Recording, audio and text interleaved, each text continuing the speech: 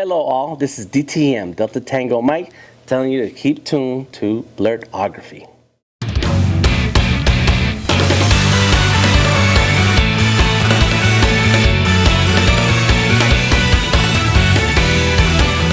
My name is DTM. I am a 2D illustrator who likes to draw character art for games, comics, and animation. Down here at Challenges Games and Comics, I am conducting artist interviews, creative interviews, and for a podcast that is going to be published under the ASFE name, Atlanta Sci-fi Expo, and to help promote the Expo itself. And so I'm tapping into the long list of vendors and participants and panelists so that we can have some content. So I'm helping, basically, the short answer is to produce some content. Atlanta Sci-Fi Expo is March 15 and 16. That is a Saturday and a Sunday. It's going to be a lot of amazing, cool things in here, including some of the workshops that my wife does with robots and electronics. So we have a STEAM workshop. It's going to feature a lot of little computer parts. They're called Pi. It's a little small computer like this, and it's called a Pi. And we have what we call a Pi Jam, meaning the kids of all ages are going to stop by, and we're going to teach them how to put things together with that Pi computer so they can see some sensors come to life, and then they can then test out some of the abilities of their little computer with some code. So it's called a Pi Jam.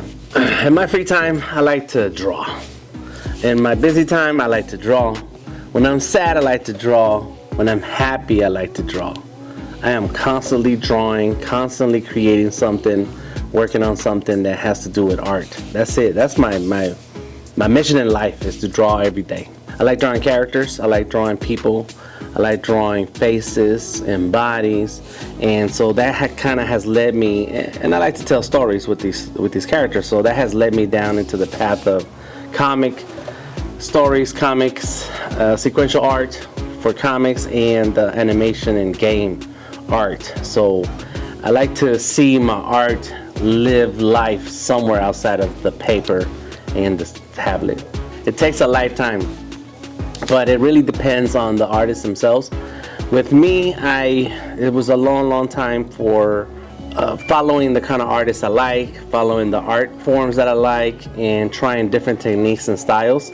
You do it so much to the point where you find the things that you really like to draw, the techniques that you like to use in your drawings, and as time goes on, no matter what you try to draw, it kind of starts to look very similar in style, and that's when you know you have it.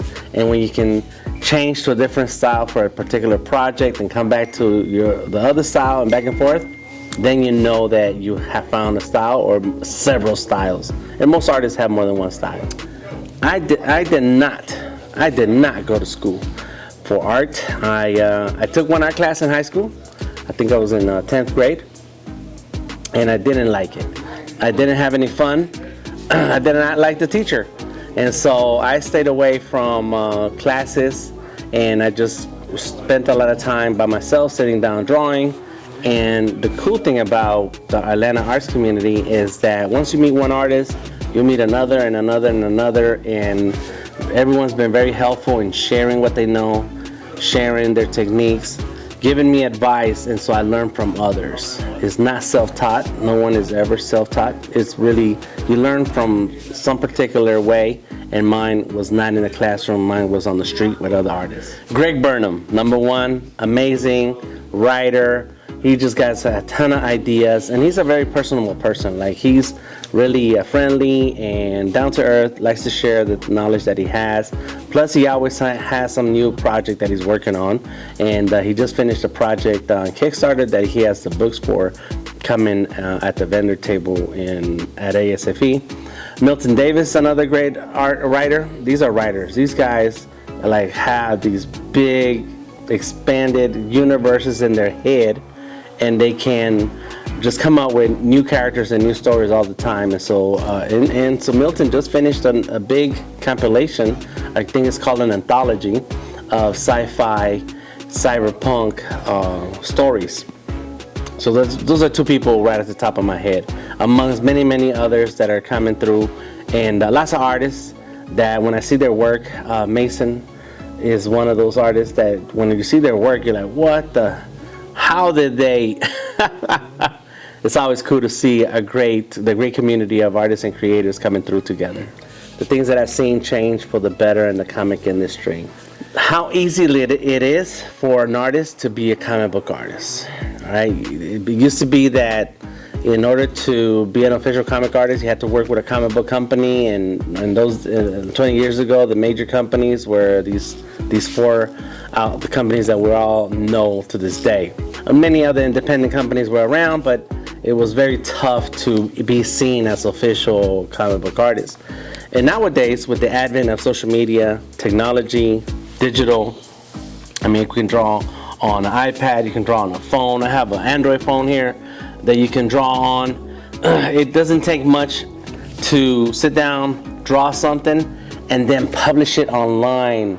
And so web comics are comics, and so anyone who publishes anything online at any particular point in time in their life, that makes them a comic book artist.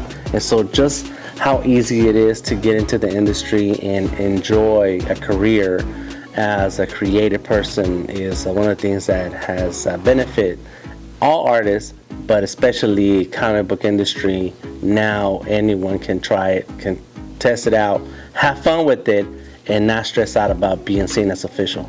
Yes, this is an Android phone. It's Windows. It has two screens.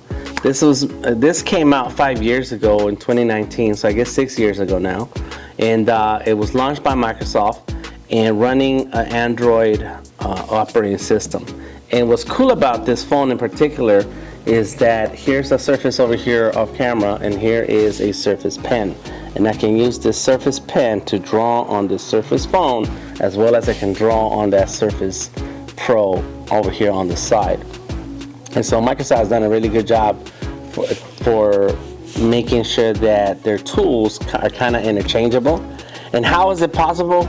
Is how good is it, or is it convenient and useful? Is that it's portable, it's quick on the go, and this is a drawing app right here. Is it? No, it's not. There it goes. Come on, boom. There it is right there. Look, I can sit here and draw with this pencil, and so it's not really great ergonomically because, you know, it is a small screen and you're kind of sitting here like this, but it's useful that you can put it in your pocket, take it wherever you want to go. You can use the Surface Pen from many different generations, not just this one, and draw on many of the different Android apps that are for digital art, including Clip Studio Paint, which is one of the leading apps for comic book drawing. So yeah, it's really great. Since I own different devices, I don't necessarily draw on this phone much, but sometimes when I'm out and about, I find it really useful to just break it out, draw something, sketch some idea that comes to my head, and boom, refer to it later. I have tons of projects, and I share them on my live stream. I have a live stream that I produce every Monday and Tuesday at 8 a.m. available on YouTube and Twitch, where I share my creative process on my projects, including comics, animation, and games. So I actually have a few different characters, a few different storylines, including a character who has a sketchbook for a head, character that evolves to have a tablet for a head, and their mission is to go out there and color the universe. Find me online under Delta Tango Mike. That is my Instagram, Twitter, Facebook, website, all of that. Where just type in Delta Tango Mike in the browser, and everything that comes up, it will be me. And find me at Vector Maestros for a lot of the live streams and tutorials on digital drawing techniques and skills.